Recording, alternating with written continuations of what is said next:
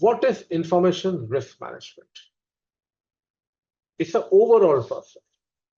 Information risk management is a process of identifying the risk, assessing the risk, and identifying the risk, analyzing the risk, assessing the risk, and reducing it to an acceptable level and implementing the right mechanism to maintain it at that level. Suppose, suppose you go to suppose as a part of regular monthly exercise, you perform a test which we call as a VA. We call it as a vulnerability assessment. There are tools available. Okay, there are tools available which can find out the vulnerabilities in your network. So that is identification.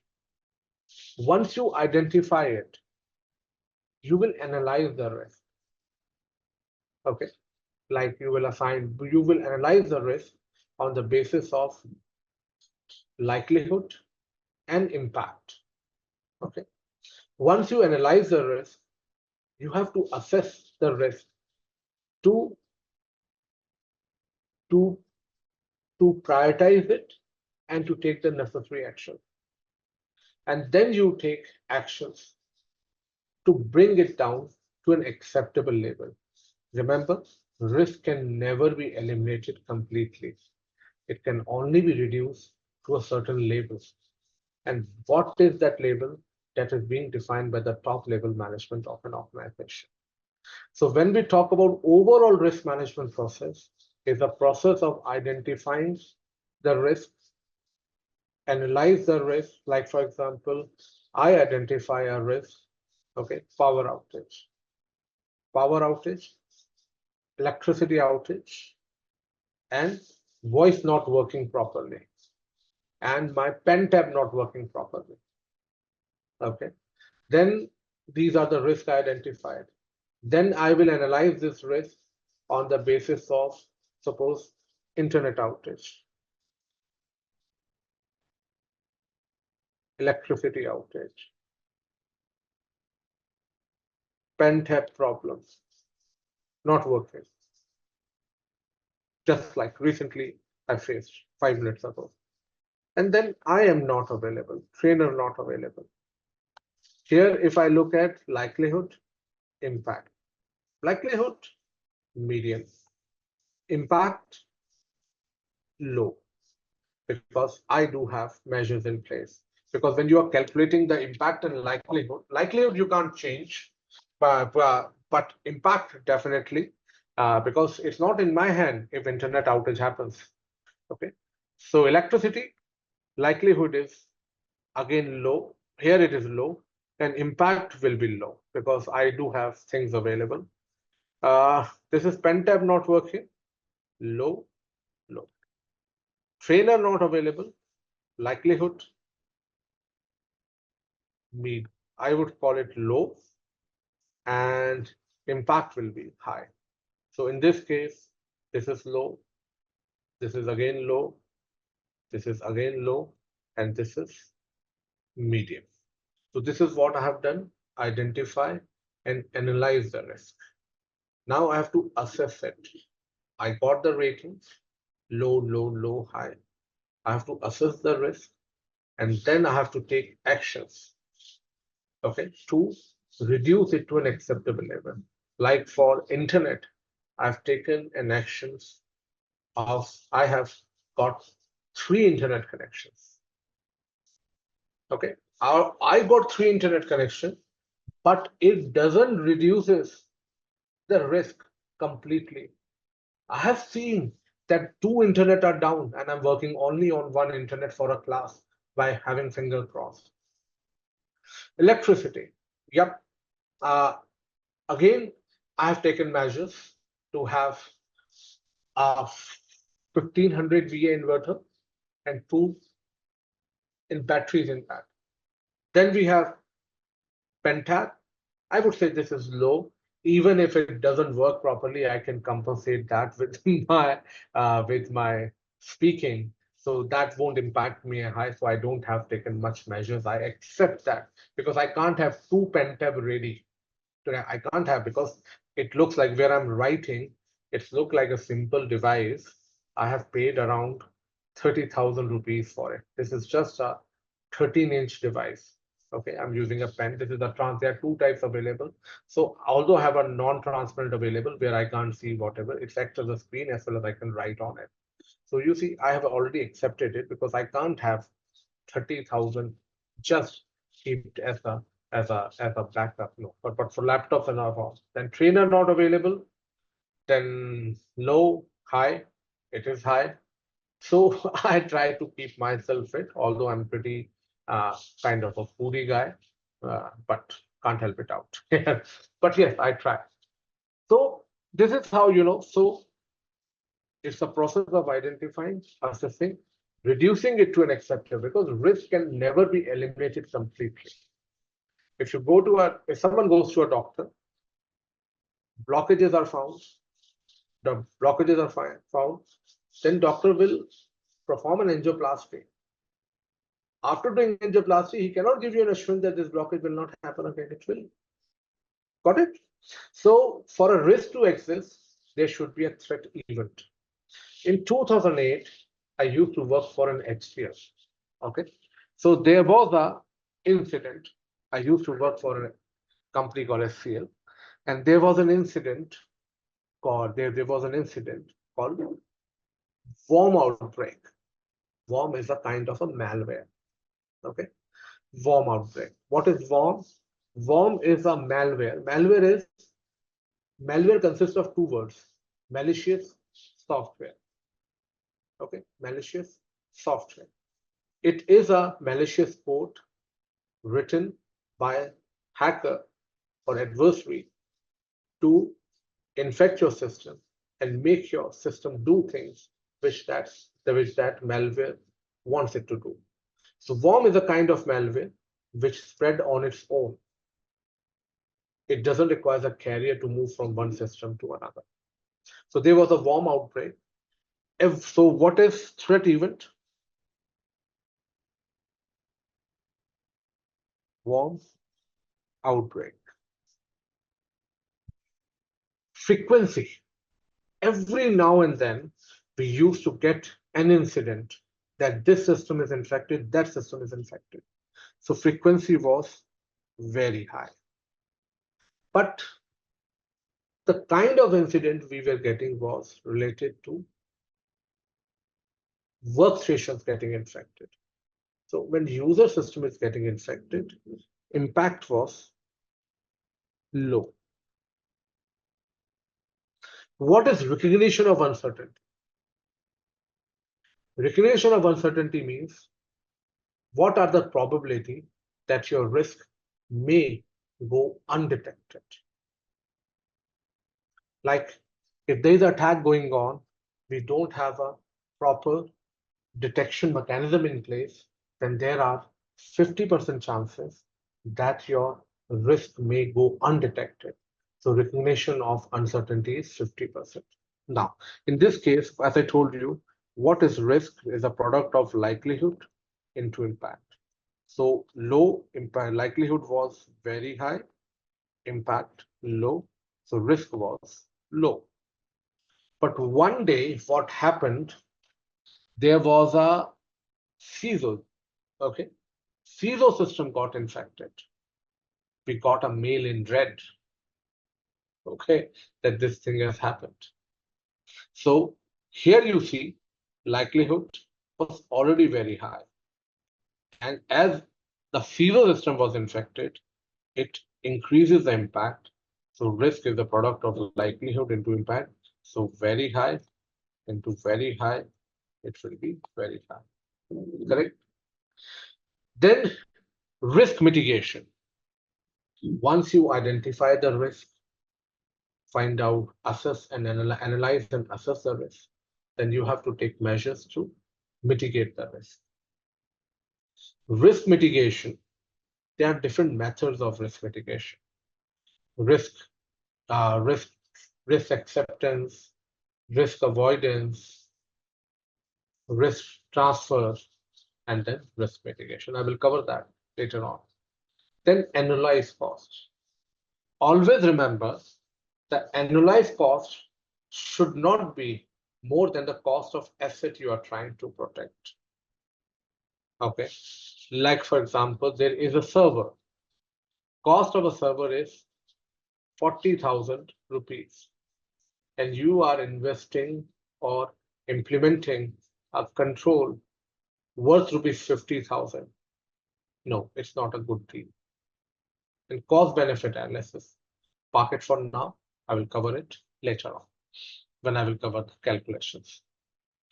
So this I've already covered it. So if I go with risk management steps, there are 4 steps to it.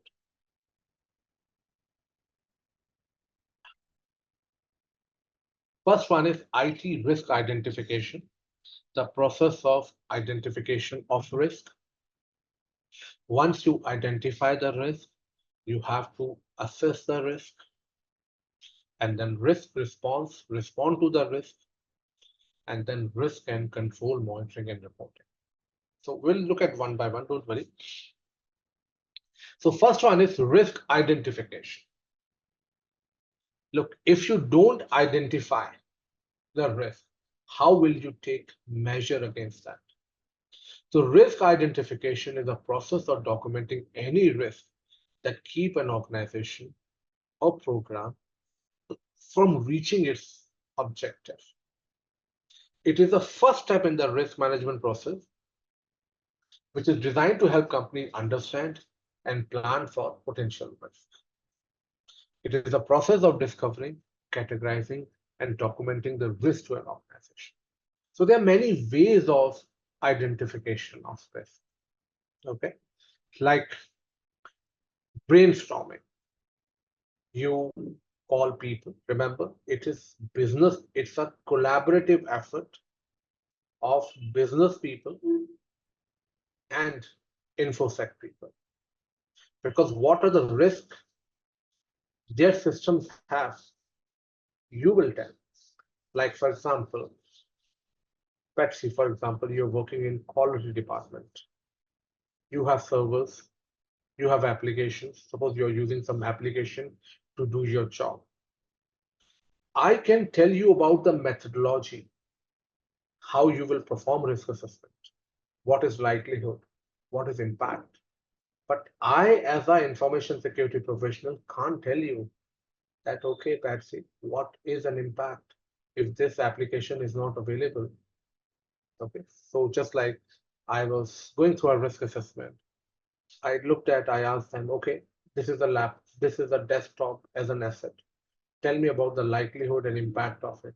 He says, likelihood is low, impact is low, because every one of us has been given laptops with VPN connections. So even if our desktop is not available, like during the COVID, it didn't impact a lot. Then through interviews and by giving them questionnaires, what is OEM?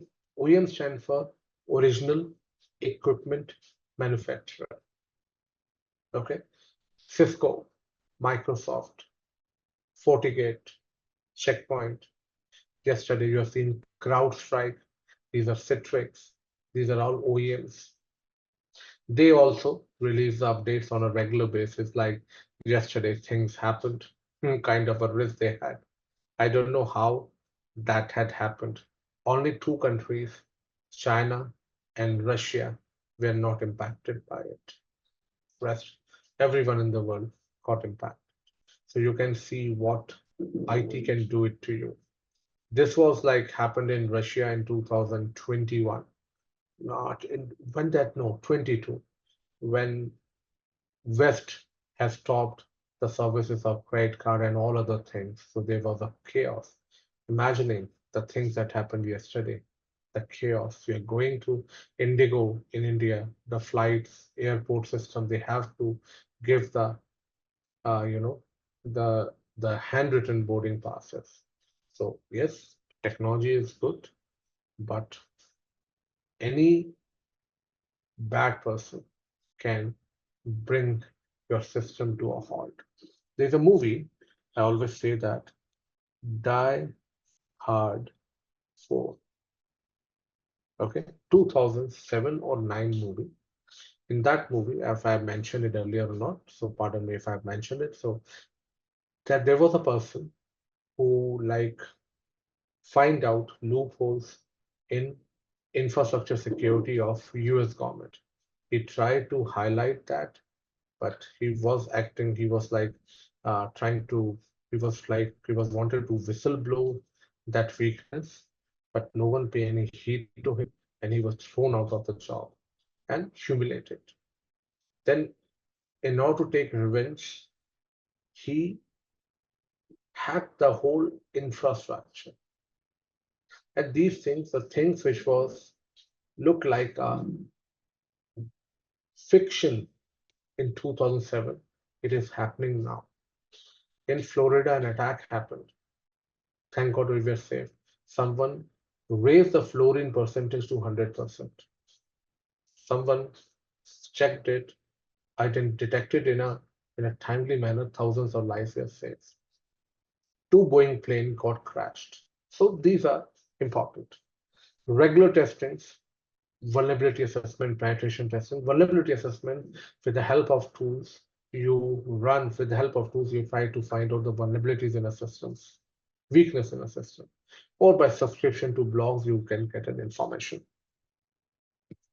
If any terminology, if any term which I use you don't get it, please let me know. I will explain to you. Because uh, yes, I have been working in since long, so there are certain terminology which comes naturally to me. So sometimes, although I try to clarify those terminology if I use it, but if you come across anything which you don't understand, feel free. Okay.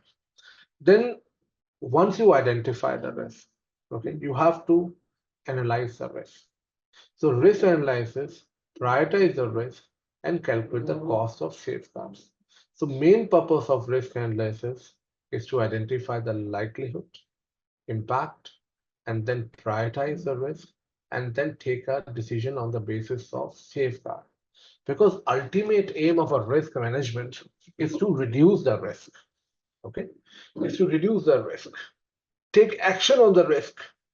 When you go to a doctor, you have a risk of something going wrong, so they give you a medicine to get that thing done. So whenever you are taking an action, please make sure that you take please make sure that you do a cost benefit analysis.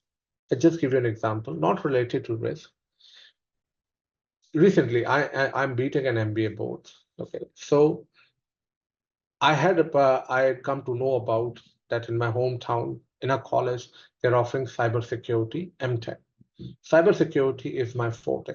I've been teaching, studying, working since last 20 years in it.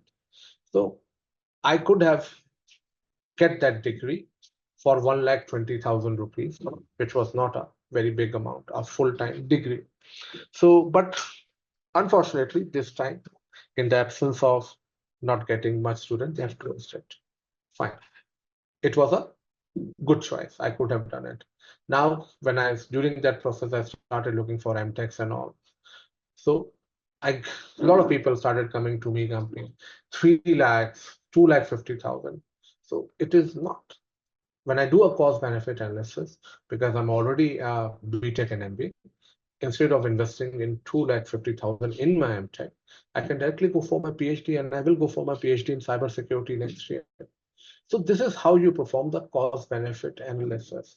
Okay, okay. So remember, cost, you cannot invent any safeguard without a cost benefit analysis. Like for example, you want to upgrade. There is a risk that you may go out of a job. Don't take it that way, please. Okay, yes, because I'm also thinking of upgrading to AI and ML. But yes, I'm not after something because I have to do work. Yesterday, I've written the post related to that only. So when you decided to upgrade, you look at the cost of courses and all that, and the benefit that you will be drawing out of it. You didn't go for a very, very costly course. Again, this is my humble request to all of you. There are people, there are lot of edtech companies which are charging fortunes for courses. Okay, yesterday I called someone. They were like for 14 months, they were charging 3,50,000. I'm myself a trainer. क्या दे दोगे उसके अंदर इतना? So be careful.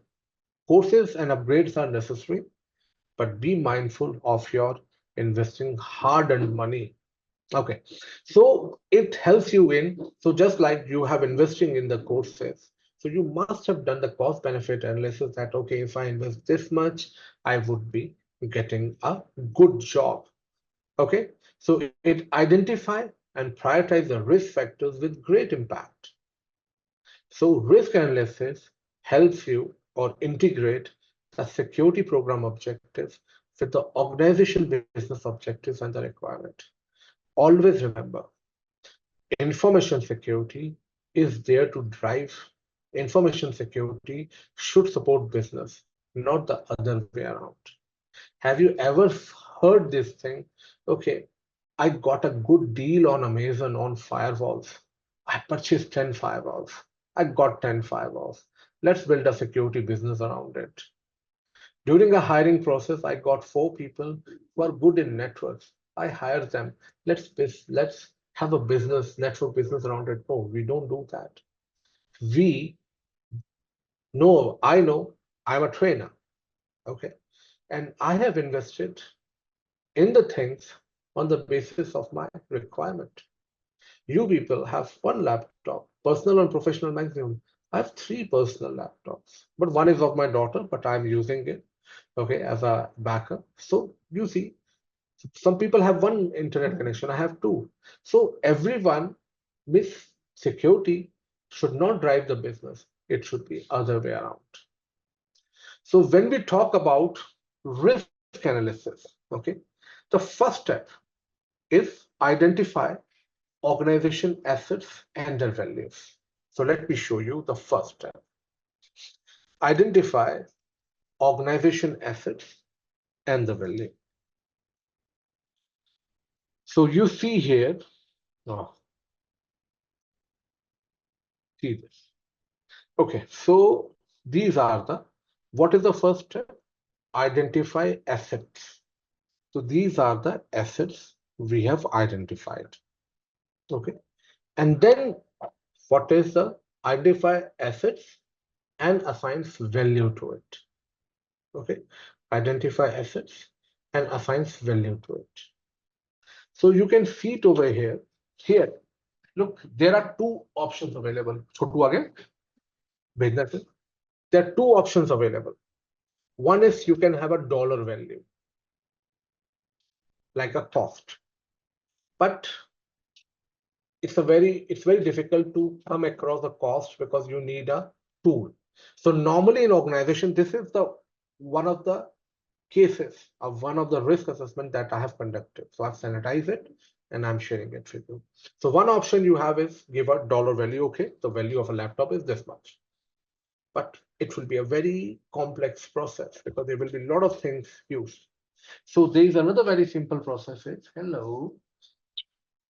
So there are other very simple process available is to give it a rating. Okay, so this rating is on the basis of confidentiality, integrity, and availability. Like for example, my laptop is not available. What impact will that have on confidentiality of a data? Not much, because every data is encrypted. We are using BitLocker. Integrity. If my laptop is not available, what impact will that have on integrity? Not much, low. Availability. If my laptop is not available, what impact will that have? So we have a desktop, sorry, we have a desktops also available. Okay. So confidentiality, integrity, availability. So we have 5 ratings here.